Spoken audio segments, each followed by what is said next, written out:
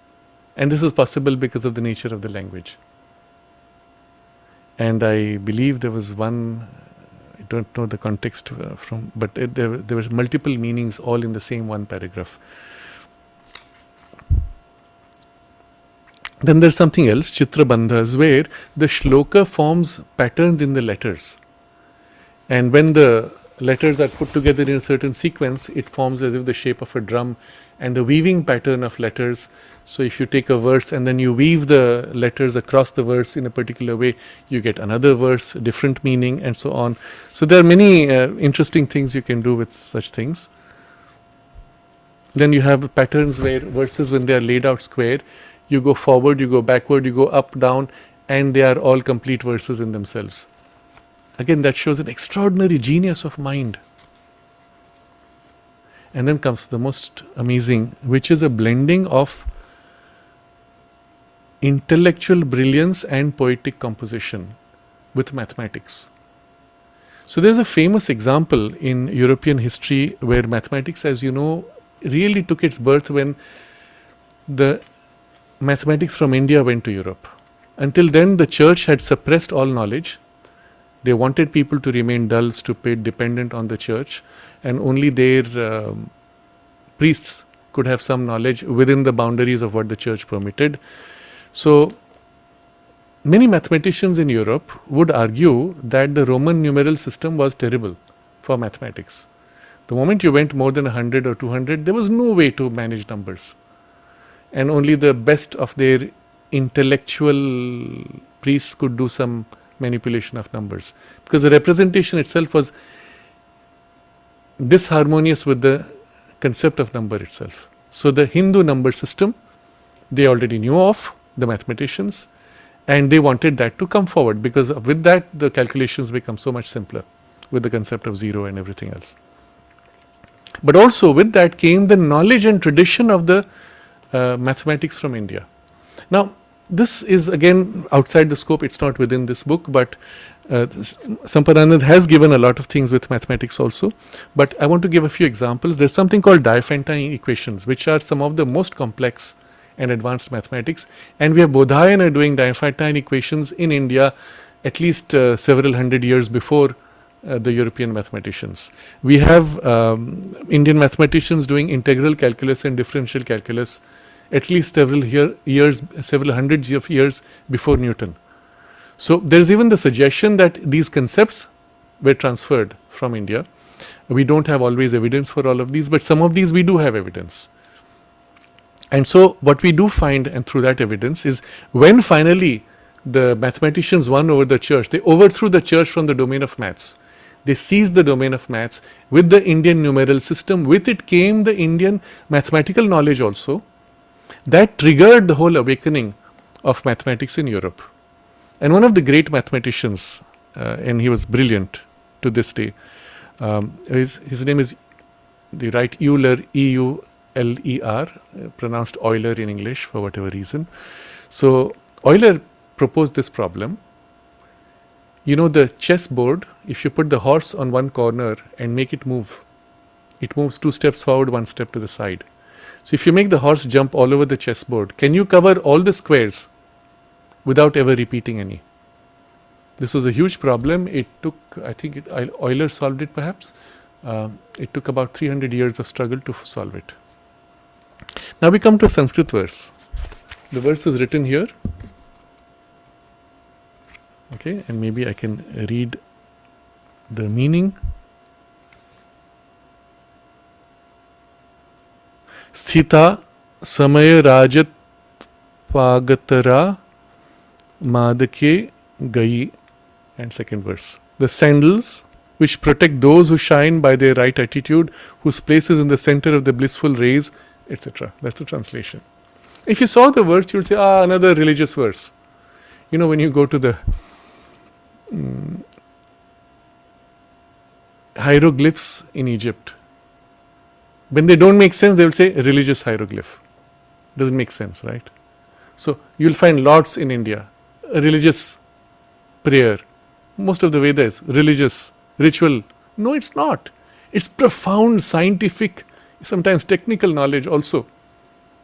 So here's verse which you would have just thrown away as religious, except when you write it out on the chessboard, 8 by 8 squares.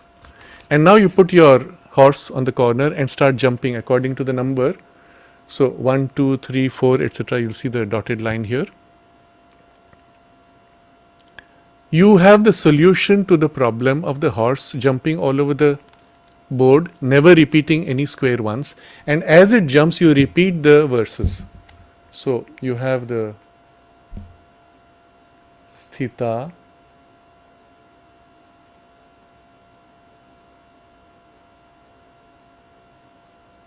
Sama, etc. You read the letters. Oh, I'm sorry. What I read was what happens when you read it in this sequence. So as you jump the horse, you read the verse and you get another poem. And what I read was that. What is the original poem?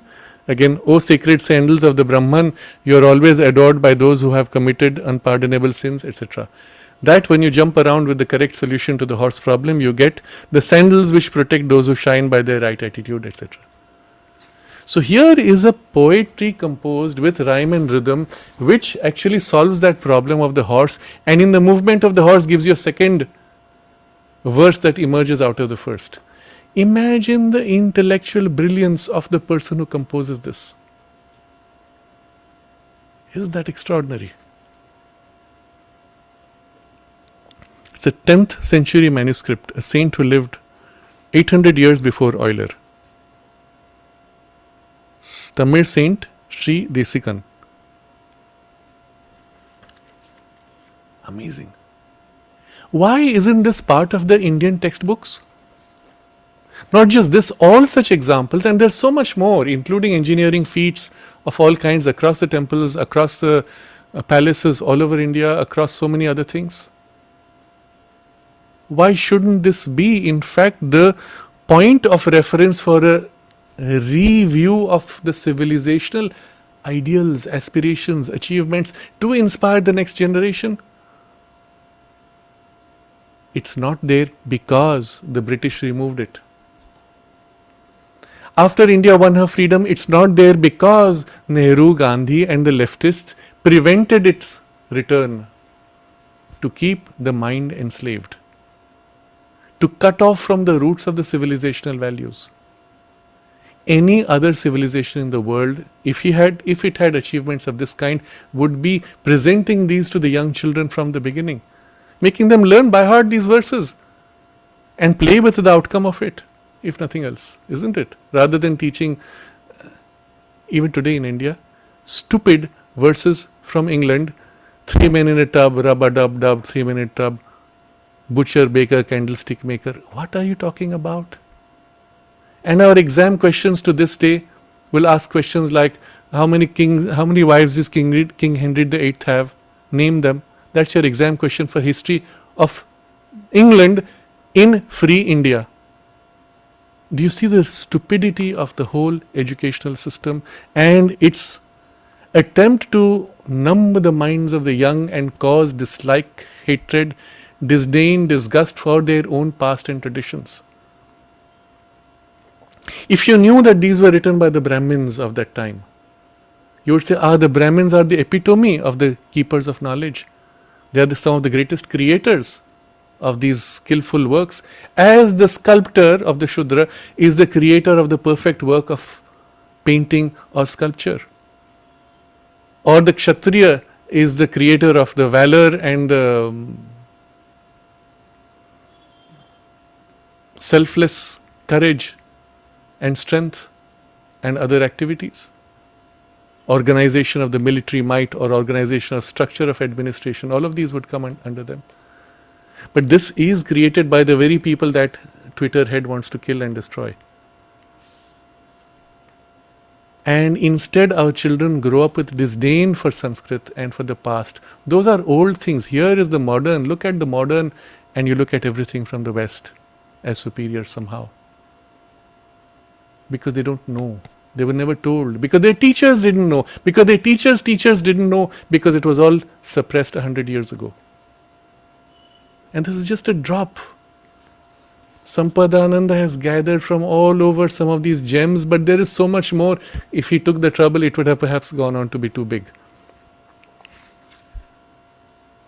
And then there are all kinds of other examples he gives of verses. There's a whole chapter on the Sanskrit in arts, the sciences, and daily life. So since the intention at that point was to share something of the glimpse of the language and the content in the language. Another chapter on the beauty and charm of Sanskrit poetry, where he draws from various famous poetry verses, and then the spiritual content that is held in the language, and the nature of the link to the language to the India's soul, and the question of whether India can recover and Sanskrit as the national language. All those issues are dealt with subsequently. But you see here a first glimpse of the extraordinary features, and what I have called here is this amazing wonders, title being The Wonder That Is Sanskrit. And when Sampadananda published this, it shook the whole English space. To this day, people draw not only on the title but also on the content from these books, without referring to the book, without saying, "Oh, it's from him." It's like, "Oh, we just discovered," or "This is things we already knew." No, they didn't, because the anglicized Sanskrit scholars do not know these things today. It needed someone who bridged the two worlds. And so Sampadananda interestingly comes from that background, from a traditional Sanskrit background, but also then bridging and crossing over, and with the help that Sri Aurobindo gives of the root sounds, what he has been able to do is actually quite outstanding. And I'm sure there's much more that will happen subsequently. So as a part of what we had also mentioned earlier, we have invited Sampadananda to join us next Saturday. And some of the questions that have been placed by many of you, I have also kept aside to place before him. But also at that time we'll have a much more live interaction with questions in the chat box. If you want to send in advance, that's also fine. But my purpose today was to bring somewhat to closure this part of the discussion with the Sanskrit language itself. We have had a glimpse of the nature of the language from its root sounds, the nature of the content that is in the Veda particularly. Of course, the knowledge in the Upanishads we gain from reading Sri Aurobindo's commentary on the Isha Upanishad, for example. And today we had a glimpse of the flexibility and power with which the language can articulate things or even express. There was one last example. Actually, there are two more things Sampadananda has done which are beyond this book. One is he has an entire book on the rhythms, the meters in Sanskrit poetry. And the meters, interestingly, in India are cosmic rhythms. And they have often names which indicate what they correspond to in the cosmos. So he has an entire book on that with examples of that. And a master in Indian poetry was one who would compose spontaneously in those meters with profound insight. And one such, if you have to recall, is Ganapati Muni, of whom I spoke earlier, who actually discovered Ramana Maharshi and named him Ramana Maharshi. Otherwise, he was just called Ramana or various other names. So, Ganapati Muni at one point wrote out 1,000 names of the Divine Mother as Uma Sahasram. Sometimes an entire verse would be extolling one aspect of the Divine Mother, one name. Sometimes there are several names in a single verse, and so on. But he had made in those days that was the style of the masters, he took an oath, by such and such day I will complete.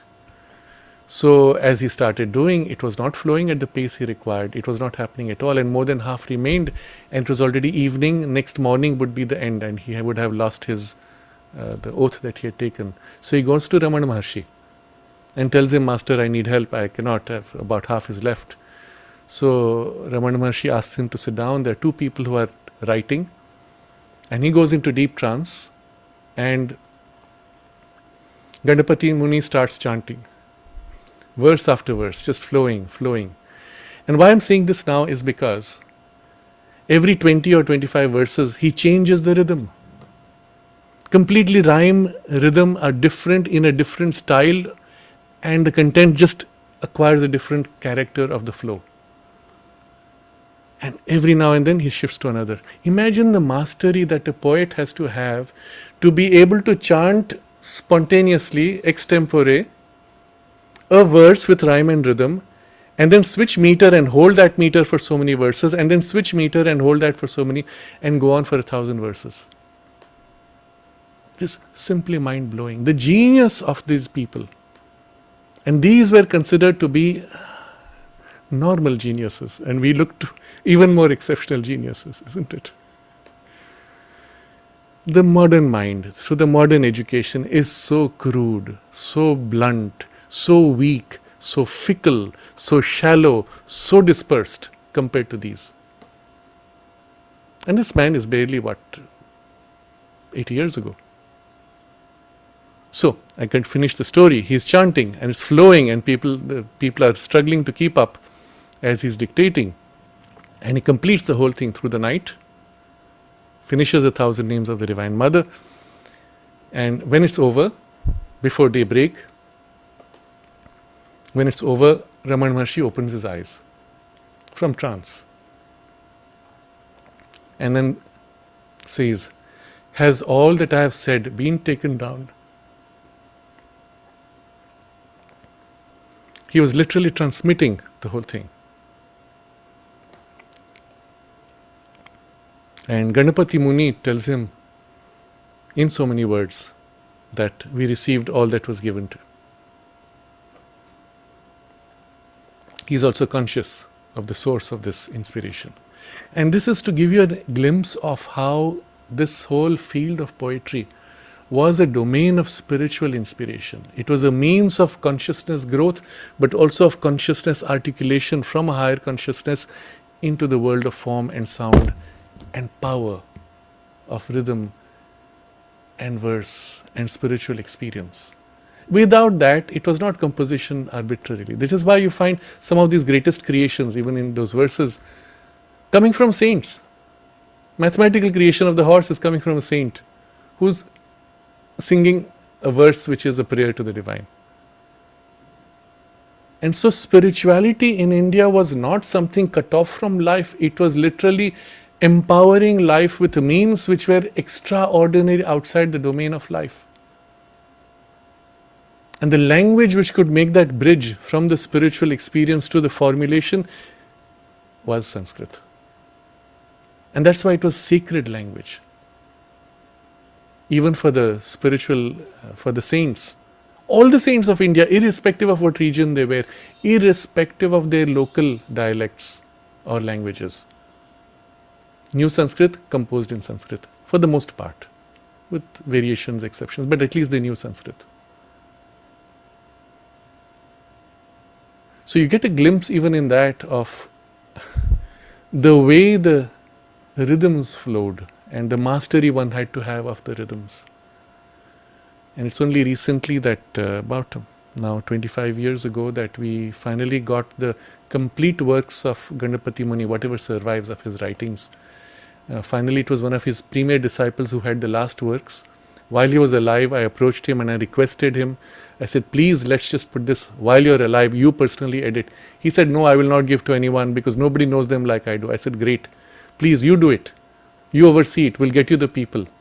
And interestingly, Sampadananda Mishra was one of those. In fact, he was the main person who did the whole work of the transcription of the Sanskrit, copying, putting it together, structuring, proofreading, and under Natashan's guidance, and then Natashan passed on soon after completing this. So this is one of those things which we have fortunately been able to preserve. Among them, by the way, he had also written what Ganapati Muni considered to be a template for the Constitution of India, written in Sanskrit, but on spiritual foundations. So what would be the spiritual framework for a Constitution of India? Interesting, none of these were even considered by the English-bred intelligentsia. Even today. Not only they cannot consider, they cannot read because they've been cut off from their roots. So consider the importance of bringing back the Sanskrit language, and so I'm going to complete with the mother's observations about this. And of this, both Sri Aurobindo and mother have spoken quite openly. And about Sri Aurobindo says this: the vital question is how we are to learn and make use of Sanskrit and the indigenous languages so as to get to the heart and intimate sense of our own culture and establish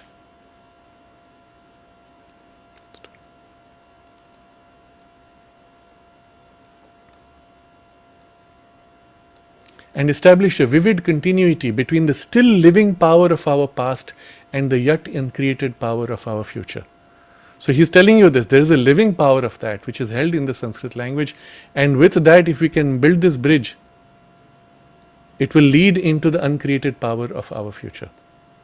Now, he's speaking of this because it was in the context primarily for India. But if you understand the root sounds and structure of Sanskrit are at the root of Latin, Greek, and all the ancient tongues, including Hebrew and others, it is necessary for the world's future even in some way. Again, Sri Aurobindo says, the ancient and classical creations of the Sanskrit tongue, both in quality and in body and abundance of excellence, in their potent originality and force and beauty, in their substance and art and structure, in grandeur and justice and charm of speech, and in the height and width of the reach of their spirit, stand very evidently in the front rank among the world's great literatures. Now, when you have all these superlatives, it has to be demonstrated. Where is the evidence? And so this book becomes one of those, the wonder that is Sanskrit. But there's much more that can be done in this domain. Then Sri Aurobindo writes, the language itself, as has been universally recognized by those competent to form a judgment, is one of the most magnificent, the most perfect and wonderfully sufficient literary instruments developed by the human mind. At once majestic and sweet and flexible, strong and clearly formed, and full and vibrant and subtle. And its quality and character would be of itself a sufficient evidence of the character and quality of the race whose mind it expressed, and the culture of which it was the reflecting medium. So you understand why it is so important to recover this, because it also comes back to the originality of the consciousness and the mind, which is a template for the future perhaps. It must be recovered. What was at that time perhaps in an exceptional few who were leaders of humanity as rishis or great sages, now must become common among the mass of humanity if we are to move forward in evolution. Again, the mother speaks of this context of Sanskrit. She says, Sanskrit to be taught in the ashram school, to make it compulsory along with their mother tongue. Mother says yes, not Sanskrit from the point of view of scholarship, but Sanskrit that opens the door to all the languages of India. A rejuvenated Sanskrit as the representative language of India, that is a spoken Sanskrit behind all the languages. This was Sri Aurobindo's idea when we spoke about it, because now English is the language of the whole country, but that is abnormal. It is very helpful for relations with the rest of the world. But just as each country has its own language,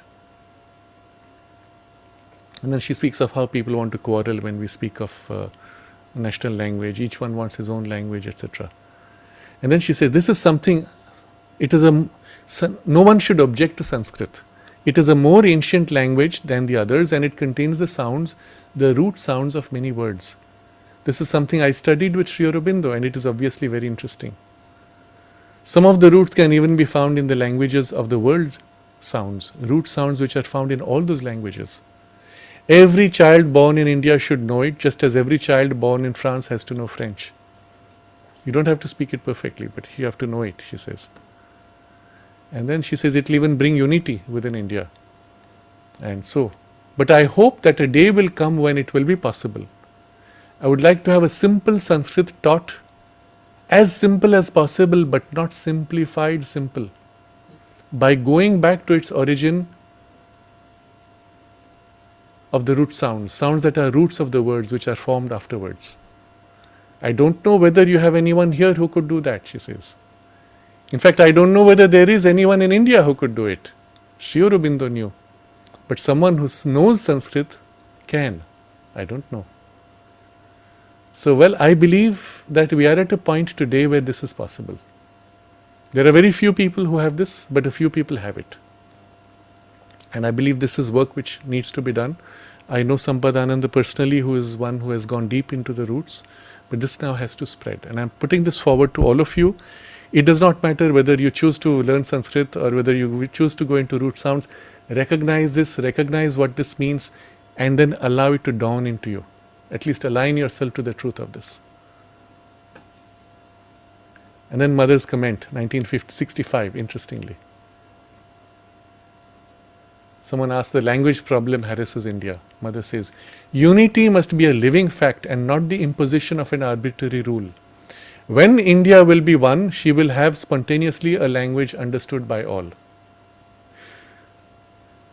And again she has another comment on Sanskrit with simple but not simplified. And this was the point we made earlier when we discussed some of the efforts being made currently in India. And I have mentioned also Sanskrit Bharati, which uses a structure which is very simplified. It's a very good start, but it is not going to the root sound structure, so it kind of misses the point. I wish that somebody could, or maybe they can structure themselves differently to turn in this direction, because they have a lot of capacity and outreach. They have done excellent work.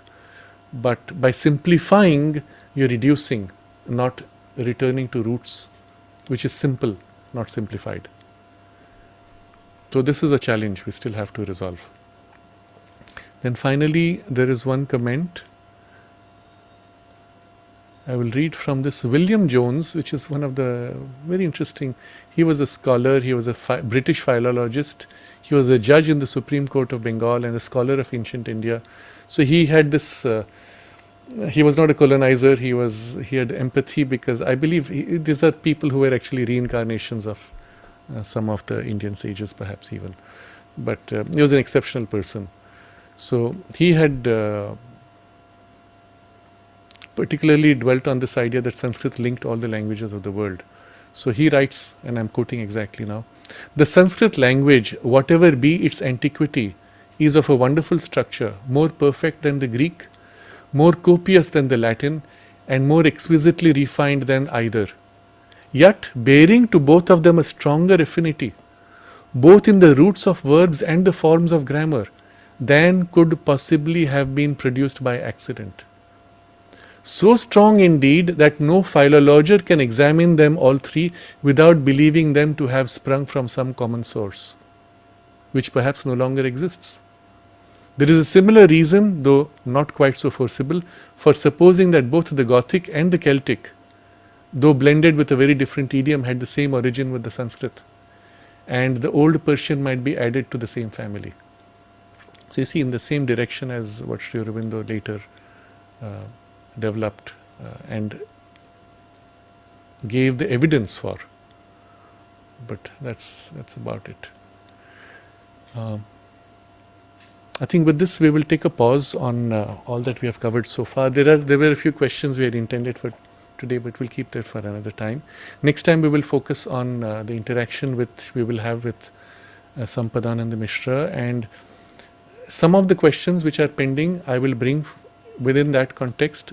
Those which are not suitable for that context we will cover after that, which will perhaps be the last session on this topic, and then we will move to a different theme. So I think let's take a moment to pause here, review what we have covered. I'm going to scroll through the chat box quickly. So someone asked, given that there have been editions in Savitri since 1950, which one should we follow? There is in fact the last edition that Sri Aurobindo personally corrected, which was published 2 months after he left his body. So that is the 1951 February edition or so, which later was reprinted, and I think currently it is printed with Savitri Foundation. That's the closest we have to what Sri Aurobindo himself did. There are a few changes from that even to the current edition in the collected works.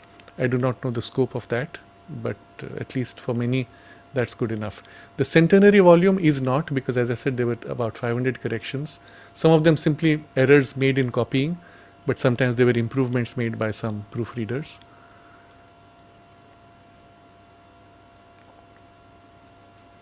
So yes, there are some other interesting comments.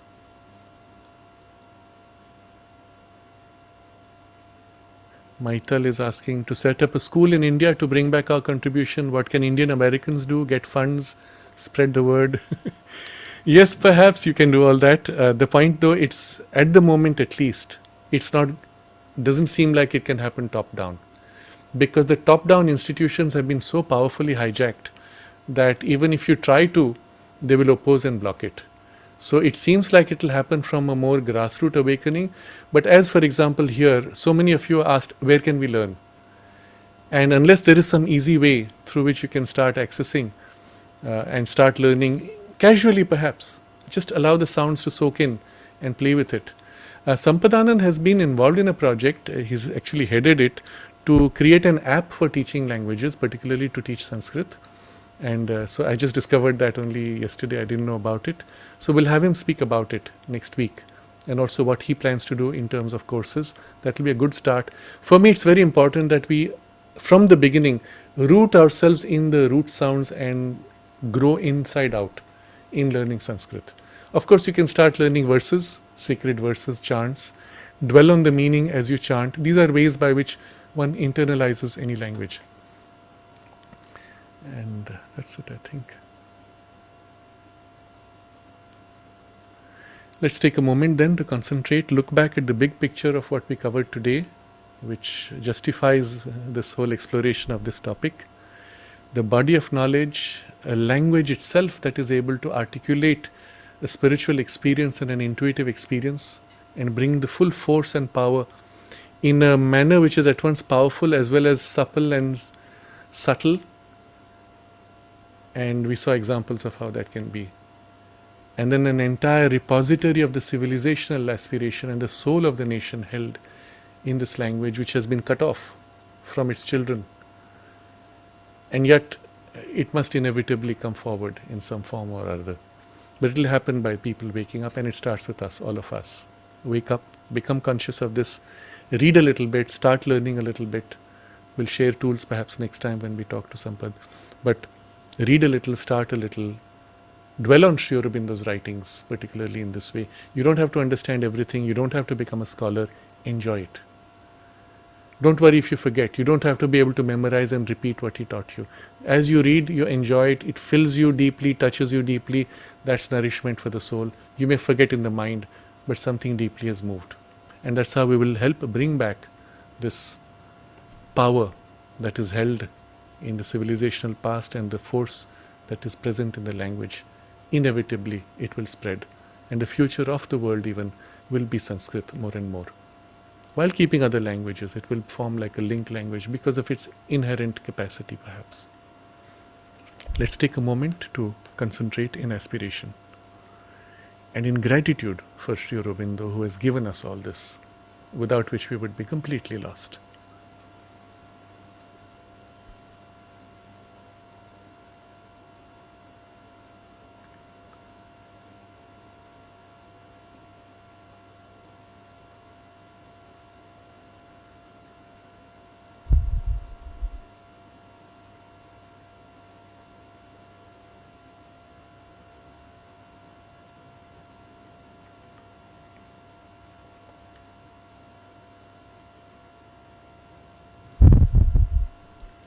Namaste.